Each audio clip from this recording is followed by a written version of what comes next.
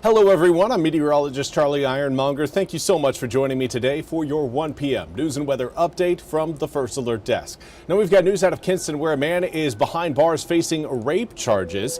Kinston police say they received a report of a sexual assault on December 31st at around 12:30 a.m. The victim, an adult woman, gave police enough information for them to identify the suspect as 29-year-old Jaquan Nobles. Following an investigation, police got warrants to arrest Nobles for second-degree forcible rape. Yesterday, detectives located Nobles and arrested him. Nobles, who was on federal probation at the time of his arrest, is currently in the Lenoir County Jail under no bond.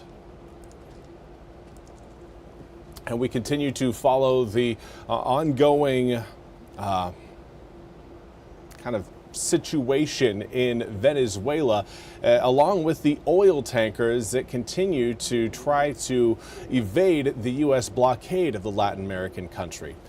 Here's again a look at one of the ships that was just seized after being chased around the Atlantic. The United States seized a Russian-flagged oil tanker in the northern Atlantic today, following a dramatic weeks-long chase on the high seas.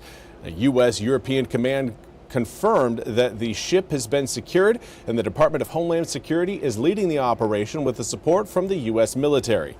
The vessel, which changed its name from the Bella 1 to the Marinera, was initially pursued by the U.S. Coast Guard off Venezuela last month.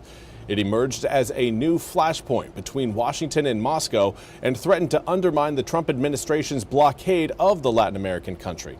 The Kremlin, a strong supporter of the Maduro regime, criticized what it said was disproportionate U.S. attention on the tanker. It was one of a number of sanctioned oil tankers operating near Venezuela that have recently changed their flags to Russia. The U.S. seized 2 oil tankers off the coast of Venezuela last month as part of its blockade of sanctioned oil shipments to and from the country. President Trump said Tuesday that Venezuela would hand over 30 to 50 million barrels of oil to the U.S.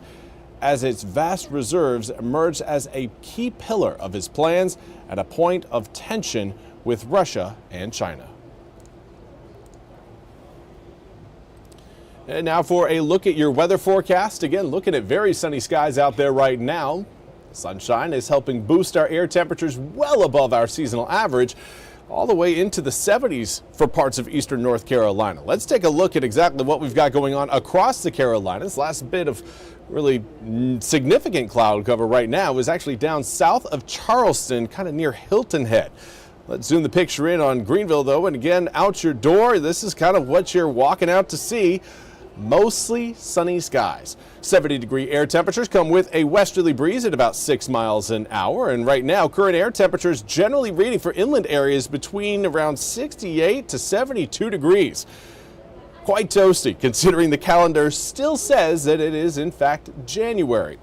Now, these air temperatures, again, are going to come down a touch as we head from today into tomorrow. But when compared to where we were 24 hours ago, most areas are still showing up a little bit warmer. Now, winds are still breezy outside, coming in at about 7 to 15 miles per hour. Elizabeth City a little outside that range with a 17 mile per hour sustained wind. But winds out of the west today will be shifting to the northeast to the east as we make our way through your Thursday. And that's what's going to prompt the cool down.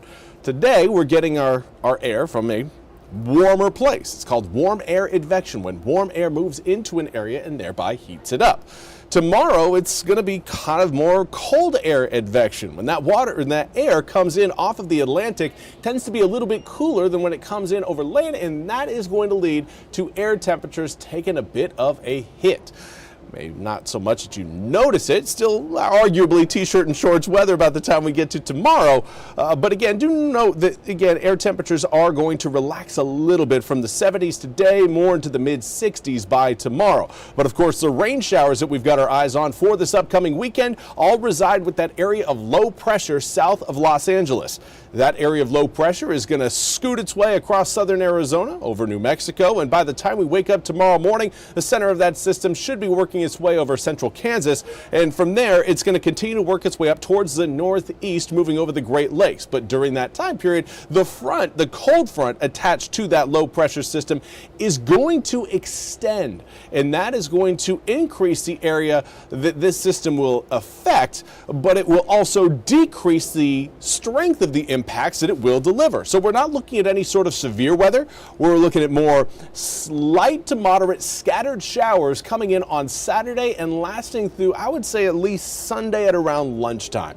But for now, again, over the next really 48 hours, we are looking at dry conditions. We will have an opportunity for maybe a few isolated drops coming in on Friday, but for Thursday, a little bit more cloud cover, yes, but certainly no raindrops getting squeezed out of those clouds. There's a look at the potential for some early morning drops there Friday, but again, that's really not going to amount to much. You're looking at about maybe a 1/10 of an inch of rain there, possibly even less. Certainly not enough to change anybody's plans for Friday, especially considering those drops are scheduled to roll in before most of us head out the door.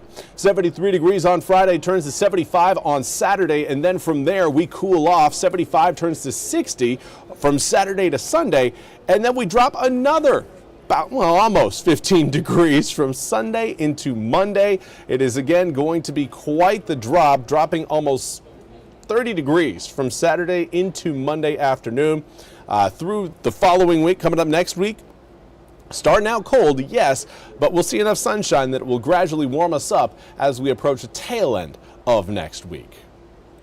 Well, that's all we have time for today's 1 p.m. news and weather update from the First Alert Desk. I want to thank you all so much for joining me. We'll be back with more news and weather coming up at the top of the hour. Until then, I hope you all have a fantastic rest of your Wednesday.